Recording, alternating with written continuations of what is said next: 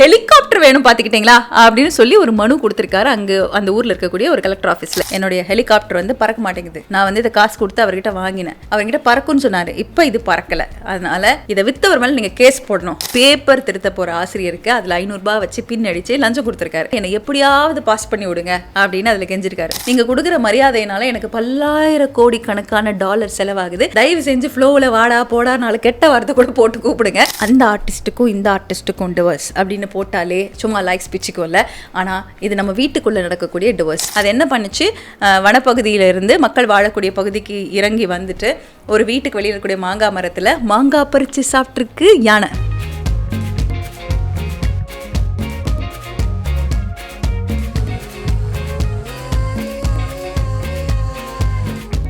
Hi, welcome to Doshi talks. இன்றைக்கி நம்ம என்ன விஷயம் இந்த வீடியோவில் பார்க்க போகிறோன்னா, இந்த கடந்த வாரம் நிறைய வினோதங்கள்லாம் நடந்துச்சு. இந்த நியூஸ்லாம் படிக்கும்போது அட அப்படின்னு இருக்கும்ல, அந்த மாதிரி இந்த அட நியூஸ் எல்லாம் தான் நம்ம இந்த சீரீஸில் பார்க்க போகிறோம். போன வாரம் ஒருத்தர் என்ன பண்ணியிருக்காரு, நான் என்னோடய லேண்டுக்கு போயிட்டு வரணும், அதாவது நான் விவசாயம் பண்ணக்கூடிய நிலத்துக்கு போயிட்டு வரணும் அப்படின்னு ஒரு டிராக்டர் கேட்டிருந்தா ஓகே, ஒரு மாட்டு வண்டி கேட்டிருந்தா ஓகே, ஒரு 2 வீலர் கேட்டிருந்தா ஓகே, இல்லை யார்ட்டாவது லிஃப்ட் கேட்டிருந்தா கூட ஓகே. அவர் என்ன சொல்லியிருக்காருன்னு கேட்டிங்கன்னா, எனக்கு ஒரு ஹெலிகாப்டர் வேணும் பார்த்துக்கிட்டிங்களா அப்படின்னு சொல்லி ஒரு மனு கொடுத்துருக்காரு அங்கே அந்த ஊர்ல இருக்கக்கூடிய ஒரு கலெக்டர் ஆஃபீஸ்ல. எந்த ஊர்ல நடந்திருக்கு அப்படின்னு கேட்டீங்கன்னா, ஜோராப்பூர் அப்படிங்கிற ஒரு ஊர்ல. ஆமா, மங்கிலால் அப்படிங்கிற ஒரு விவசாயி என்ன பண்ணிருக்காரு, பார்மர் மாவட்டத்தை சேர்ந்த ஜோராப்பூர்ல இருக்கக்கூடிய மங்கிலால் அப்படிங்கிற ஒரு விவசாயி அங்க இருக்கக்கூடிய மாவட்ட கலெக்டர் டினா தாபி கிட்ட போயிட்டு, இந்தாங்க மனு பிடிங்க, என் லேண்டுக்கு போகணும், ஒரு ஹெலிகாப்டர் அரேஞ்ச் பண்ண முடியுமா, எக்ஸ்கியூஸ் மீ இந்த அட்ரஸ் எங்க இருக்கு சொல்லுங்க அப்படின்ற மாதிரி உங்களுக்கு தோணலாம். பட் ஆக்சுவலி அவர் கேட்டிருக்கக்கூடிய விஷயம் வந்து ரொம்ப நியாயமான விஷயம். என்னோட லேண்டு சார், அது இங்கே சென்டரில் வச்சிருக்கிறேன் இல்லையா, இப்போது என் லேண்டுக்கு போகிறதுக்கு ஒரு வழி இருக்கும், அந்த வழியை எங்கள் ஊரில் இருக்கக்கூடிய இன்னொருத்தர் என்ன பண்ணுறாரு, ஆக்கிரமிச்சிட்டாரு. அந்த ஒரு வழியை ஆக்கிரமிச்சா பரவாயில்ல, சுற்று போட்ட மாதிரி என் லேண்டுக்கு சுற்றி இருக்கக்கூடிய நிலம் எல்லாத்தையும் வாங்கி அதில் விதையெல்லாம் விதைச்சி அது பாட்டுக்கு வளர்ந்துக்கிட்டு இருக்குது. இப்போ நடுவில் இருக்குதே என்னோடய லேண்டு, அதில் நான் விவசாயம் பண்ணி அதில் நான் பயிர் எடுக்க முடியாது, நான் என்ன பண்ணட்டும் அப்படின்ற ஒரு கேள்விக்கு தான் ஹெலிகாப்டர் கேட்டிருக்காரு. இந்த மாதிரி ரொம்ப அறிவாக லேண்டு வாங்கி போட்ட அவர் யார் தெரியுமா, படிச்சிருக்கக்கூடிய ஒரு ஆசிரியர். நடுவில் ஒரு லேண்ட் இருக்குது, அந்த லேண்டை சுற்றி இருக்கக்கூடிய எல்லா ஸ்பேஸும் என்னோடது, இது எந்துனா அப்போ அதுவும் எந்து தானே அப்படிங்கிற மாதிரி கேரஜா ராம் அப்படிங்கிற ஒருத்தர் தான் இவருடைய நிலத்தை ஆக்கிரமிப்பு செய்திருக்கிறார். ஸோ என்னுடைய நிலத்துக்கு சென்று நான் விவசாயம் செய்ய வேண்டும் என்றால் எனக்கு ஒரு ஹெலிகாப்டர் தரும்படி நான் இந்த மனுவில் தெரிவித்துக் கொள்கிறேன் அப்படின்னு சொல்லியிருக்காரு. இது என்ன ஹெலிகாப்டர் சமாச்சாரம்? தெலுங்கானாவில் ஒரு சிறுவன் என்ன பண்ணியிருக்கான், ஒரு போலீஸ் ஸ்டேஷனுக்கு போய் சொல்லியிருக்கான், இங்கே பாருங்கள் என்னுடைய ஹெலிகாப்டர் வந்து பறக்க மாட்டேங்குது, நான் வந்து இதை காசு கொடுத்து அவர்கிட்ட வாங்கினேன், அவர்கிட்ட பறக்கும்னு சொன்னார், இப்போ இது பறக்கலை, அதனால் இதை வித்தவர் மேலே நீங்கள் கேஸ் போடணும் அப்படின்னு சொல்லிட்டு புகார் கொடுக்க வந்த அந்த சிறுவனை நினச்சி பார்த்தேன், சந்தோஷமாக இருந்துச்சு. பரவாயில்ல, டே க்யூட்டாண்டி, நான் வாங்கின பொருள் வேலை செய்யலைன்னு இப்போவே பார்த்துக்கிட்டிங்கன்னா மோட்டார் வாகன சட்டத்தின்படி அவரை நீங்கள் கைது செய்ய வேண்டும் அப்படிங்கிற மாதிரி ஒரு புகார் கொடுக்கலான்னு பையன் போலீஸ் ஸ்டேஷன் போயிருக்கான். சொப்பு சாமா விளையாடல அப்படின்னா அம்மா முதுகில் 4 சாத்து வாங்க, ஆனால் பையன் போய் புகார் கொடுத்துருக்காங்க போது what a brilliant bye you are.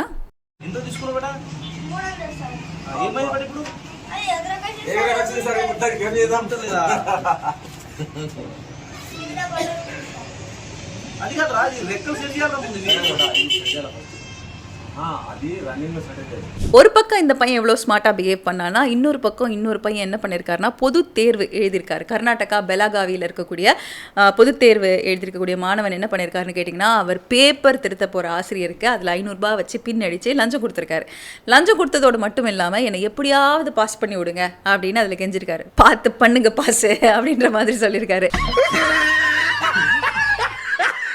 என்ன சொல்லியிருக்காருன்னா, முக்கியமாக இந்த 500 ரூபாயை வைத்துக்கொண்டு என்னை பாஸ் செய்து விடவும், நீங்கள் பாஸ் பண்ணால் தான் என்னோட காதலை போய் ஒரு பொண்ணுக்கிட்ட என்னால் சொல்ல முடியும், அப்போ தான் அந்த பொண்ணு என் காதலை ஏற்றுக்கும், என் காதலை காப்பாற்றணும்னா நீங்கள் பாஸ் பண்ணணும், இந்த 500 ரூபாய் வச்சு டீ சாப்பிடுங்க, என்னை பாஸ் பண்ணி விடுங்க அப்படின்னு சொல்லி லஞ்சம் கொடுத்துருக்காரு. எனக்கு மனசே கேட்கல, என்னப்பா இப்படி கிளம்பிட்டீங்க, டேய் படிச்சு தொலைடா பரமா. ஒருத்தவங்களுக்கு மரியாதை தரது அப்படிங்கிற பண்பு இருக்குது பாருங்க, அது எவ்வளோ முக்கியமானது. அதெல்லாம் ஒன்றும் வேணாம், அந்த கிவ் ரெஸ்பெக்ட் டேக் ரெஸ்பெக்ட்லாம் உங்களோட வச்சுக்கோங்க. மரியாதையெல்லாம் நீங்கள் ஒன்றும் தர வேணாம் சார் அப்படின்னு யார் சொல்லியிருக்காருன்னு கேட்டிங்கன்னா, ChatGPT CEO சாம் ஆல்ட்மேன் சொல்லியிருக்காரு. நீங்கள் கொடுக்குற மரியாதையினால எனக்கு பல்லாயிரம் கோடி கணக்கான டாலர் செலவாகுது, தயவு செஞ்சு ஃப்ளோவில் வாடா போடா 4 கெட்ட வார்த்தை கூட போட்டு கூப்பிடுங்க, ஆனால் மரியாதை மட்டும் கொடுக்காதீங்கன்னு சொல்லியிருக்காரு. அதாவது நம்ம ChatGPTயில் ஏதாவது ஒரு விஷயம் செய்ய சொல்லி கேட்டோம்னா உடனே என்ன பண்ணுவோம், can you do this for me please, can you correct this for me please அப்படின்னு ஏதாவது ஒன்று டைப் பண்ணுவோம். அதே மாதிரி அது டைப் பண்ணி ஒரு ஆன்சர் கொடுத்துச்சுன்னா தேங்க்ஸ் அப்படின்னு சொன்னால் அதுக்கு தேங்க்ஸுக்கு ஒரு ரிப்ளை அனுப்புவோம்ல. இந்த ப்ளீஸு தேங்க்ஸ் எல்லாம் நீங்கள் சொல்லும்போது அது மறுபடியும் மறுபடியும் பல அளவுக்கான கரண்ட்டை யூஸ் பண்ணி அது உங்ககிட்ட பேசுது. அந்த அளவுக்கு கரண்ட் வேஸ்ட் ஆகிறதுனால எங்களுக்கு பல்லாயிரக்கணக்கான டாலர்கள் வேஸ்ட் ஆகுது. அதனால் இந்த மரியாதை வெங்காயமெல்லாம் ஒன்றும் வேணாம், மரியாதை மனசில் இருந்தால் போதும். ChatGPTங்கிறது ஒரு உணர்வே இல்லாத ஒரு AI செயலி. அதுக்கு நீங்கள் இம்புட்டு மரியாதையெல்லாம் ஆகாது, தயவு செஞ்சு உனக்கு என்ன வேணுமோ வந்தால் டோக்கனை போட்டு வாங்கி போயிட்டே இரு அப்படின்னு சொல்லி சாம் ஆல்ட்மேன் அவர்கள் சொல்லியிருக்காங்க. இதுலேருந்து என்ன தெரியுது? மதியாதார் தலைவாசல் மிதிய வேண்டாம் அப்படிலாம் கிடையாது. எப்படினாலும் இதை தேடுறதுக்கே ChatGPTக்கு தான் போய் ஆகணும்னு வச்சுக்கோங்களேன். நாங்கள் மிதிப்போம், ஆனால் நீங்கள் மதிக்க வேணாம் அப்படின்ற மாதிரி சாம் ஆல்ட்மேன் அவர்கள் சொல்லியிருக்காங்க. So no thanks and no sorry and no please please அப்படின்னு சொல்லியிருக்காரு. அடுத்து ட்ரெண்ட் ஆகும் டிவோர்ஸ் என்ன அப்படின்னு கேட்டிங்கன்னா, அந்த ஆர்டிஸ்ட்டுக்கும் இந்த ஆர்டிஸ்ட்டுக்கும் டிவோர்ஸ் அப்படின்னு போட்டாலே சும்மா லைக்ஸ் பிச்சுக்கும்ல.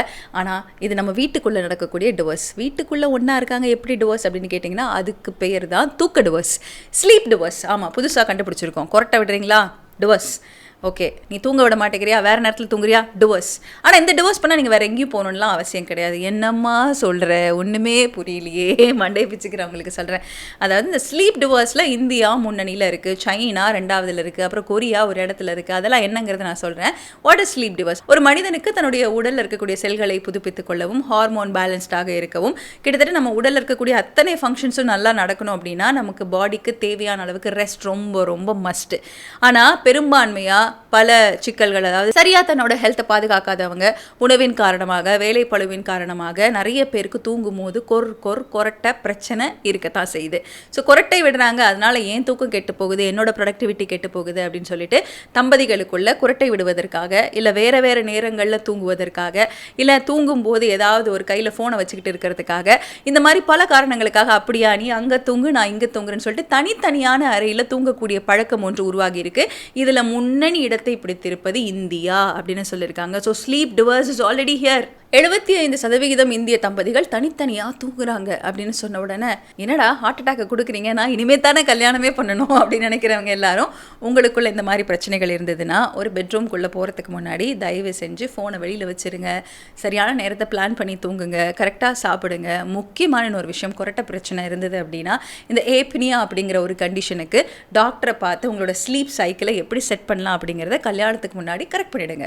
ஏன்னா 75% இந்தியாவில் ஸ்லீப் டிவோர்ஸ் நடக்குதான். செகண்ட் பிளேஸில் சைனா இருக்குது, தேர்ட் பிளேஸில் கொரியா இருக்குது, ஃபோர்த் பிளேஸோ என்னவோ அமெரிக்கா இருக்குது. அமெரிக்கா பொறுத்த வரைக்கும் 50% 50% ஓகே வாப்பா அப்படின்னு சொல்லி கட்டி பிடிச்சி தூங்குறாங்க. இன்னொரு பக்கம் பார்த்துக்கிட்டிங்கன்னா இல்லை வேணாம் நீ அந்த ரூமில் படு, நான் இந்த ரூமில் படுக்கிறேன் அப்படின்ற மாதிரி அவங்களும் பிரிந்து தூங்குகிறார்கள். But India number 1. கோவை மேட்டுப்பாளையத்தில் பாகுபலி அப்படிங்கிற ஒரு யானை உணவு தேடி மக்கள் வாழக்கூடிய ரெசிடென்ஷியல் ஏரியாக்குள்ளே வந்திருக்கு அப்படின்னு சொல்லும்போது எனக்கு அதை பார்த்தோன்னே ஒன்றே ஒன்று தான் தோணுச்சு, டே மாங்காய் திருடி உனக்கும் திருட்டு மாங்காய் பிடிக்குமா அப்படின்ற மாதிரி தோணுச்சு. ஆக்சுவலாக இந்த நியூஸை படிக்கும்போது ரெசிடென்ஷியல் ஏரியா நம்ம வச்சுட்டோம், பட் ஆக்சுவலி அது அதோட ரெசிடென்ஷியல் ஏரியாவாக ஒரு காலகட்டத்தில் இருந்ததா, இல்லை அதுக்கு உணவு பற்றாக்குறையா அப்படின்னு சொல்லிட்டு சமூக ஆர்வலர் நோக்கில் நம்ம போய் பார்த்தோம்னா இந்த டாபிக் ரொம்ப பெருசு. ஆனால் அதெல்லாம் விட அந்த வீடியோ பார்க்கும்போது சச்ச க்யூட்டாண்டி அப்படிங்கிற ஒரு ஃபீல் இருந்தது. அந்த யானையை பார்க்கும்போது அது என்ன பண்ணுச்சு, வனப்பகுதியிலிருந்து மக்கள் வாழக்கூடிய பகுதிக்கு இறங்கி வந்துட்டு ஒரு வீட்டுக்கு வெளியில் இருக்கக்கூடிய மாங்காய் மரத்தில் மாங்காய் பறித்து சாப்பிட்ருக்கு யானை. திருட்டு பூனை நமக்கு தெரியும், திருட்டு யானை இப்போ தான் நமக்கு புலப்பட்டிருக்கு. அது திருட்டு யானைன்னு சொல்கிறது வந்து ஒரு பெரிய வார்த்தை, பட் ஸ்டில் ஏன்னா ஒரு க்யூட்டுக்காக ஒரு ஃப்ரேஸ்க்காக இதுகை மோனையோடு சொன்னது. ஆனாலும் அந்த யானை வந்து யாரையும் எந்த டிஸ்டர்ப்லாம் பண்ணல, மாங்காய் சாப்பிட்டுட்டு கிளம்பி போயிருக்கு. பாவம், அதுக்கு என்ன பசியோ என்ன ஒரு விஷயமோ நம்மளை தேடி வந்திருக்கு. எங்கே இருந்தாலும் வாழ்க, நல்லா இருக்கணும், யானைகள் பாதுகாக்கப்படணும். ஏன்னா யானைகள் நலனே ஒரு காட்டின் நலன், ஒரு காட்டின் நலனே நாட்டின் நலன், நாடு நல்லா இருந்தால் தான் நம்ம வீடு நல்லா இருக்கும், நாம நல்லா இருக்க முடியும் அப்படிங்கிற கருத்துக்களை சொல்லிட்டு கருத்தூசி போடுறேன். இன்னைக்கு இந்த வினோதங்கள் 5 அப்படின்ற ஒரு விஷயம், அதாவது நம்ம கண் கவர் விஷயங்கள்லாம் இருக்கும்ல இன்டர்நெட்டில், அடடே அழகாக இருக்கே அப்படின்ற ஒரு ஃபீல் இருக்கும்ல, அதெல்லாம் பார்த்தா அப்படியே உங்ககிட்ட கொண்டு வந்து சேர்க்கலான்னு தோணுச்சு. தேங்க்யூ ஃபார் வாட்சிங்.